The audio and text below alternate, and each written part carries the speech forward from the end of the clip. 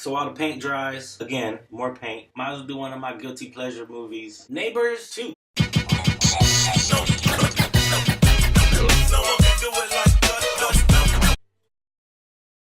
Well, it shouldn't be called Neighbors 2. It should be called something like More Neighbors. Girls this time instead of guys. Now, action. It starts off very raunchy. It starts off with the mom antagonist puking into the dad antagonist's mouth while they're having sex. Warning, spoilers. And then he's like, I don't know if I should spoil it for you that much, though. I'm not going to spoil it for you that much. I'm not going to give punchlines. All of them. Some of them I might. Seth, whatever, the Green Hornet, he's funny. The lady that was in Sorority 1 is back as the wife. She was also in Spy and something else. She's pretty funny. She's always funny in that. The jokes are raunchy. You know, you start off knowing that from the first second of the movie, you know it's going to be bad. So if you don't like raunchy movies and stupid humor, it's not the movie for you. I like Sydney myself. The guy that was the fashion designer in Zoolander, he was in it for 2 seconds. I liked him. In Zoolander, he was funny. Central Intelligence did the same joke. They have this joke about an app that makes your dick look longer. It was the same person wrote this screenplay. He didn't he forgot he did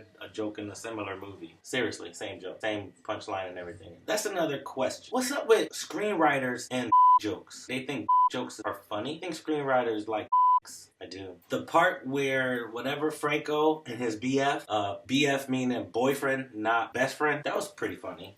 I wonder why they put it in there, though. To be honest, I think it was to make fun of the situation because it was a situation where Franco gets engaged and tells Zach whatever he has to move out. But they make it a gay couple and not like progressive, but more so of wanting to make fun of his side because a girl would have been the same thing. If a girl would have moved in and you gotta get out and get married, you know what I mean? They think it's fun. Zach, whatever his name is believable. He's believable in most of the stuff that I've seen him in. He plays the same person, and I believe he's really that person. Not bad. Is he marketable? I don't know, but he's believable. Oliver Studebaker Realty. IDK why that's in my notes, but that's really in my notes. I don't know. It was funny when I saw it.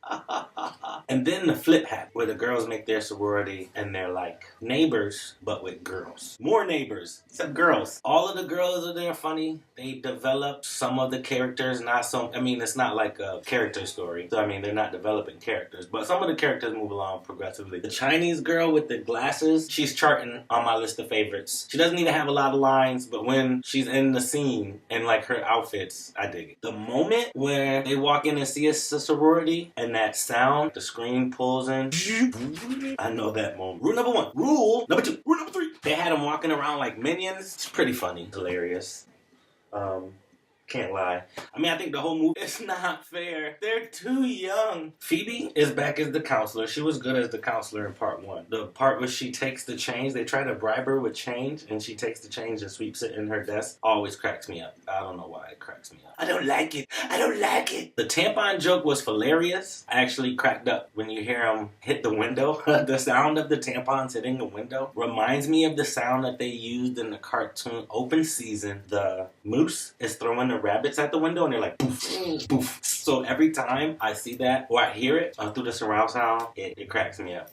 The ending of that joke too was very funny. Like the punchline was very funny where Zach is like, where'd you get all that fake blood?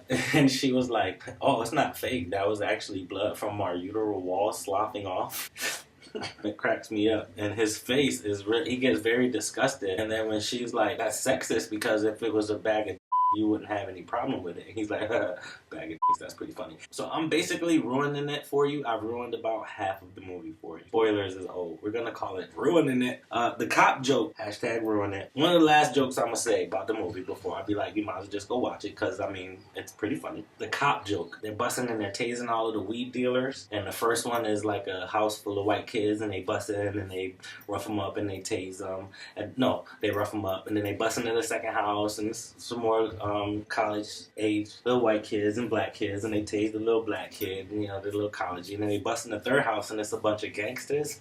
And they're like, whoa, I'm sorry, but sorry to intrude, guys. We need you to come down to the office, and if you guys need some water in the car, you want to stop off at PF Chang or Moe's, whatever you guys need. That was hilarious. So gotta get back to painting now. I think all of the stuff should be dry, and yeah, Neighbors.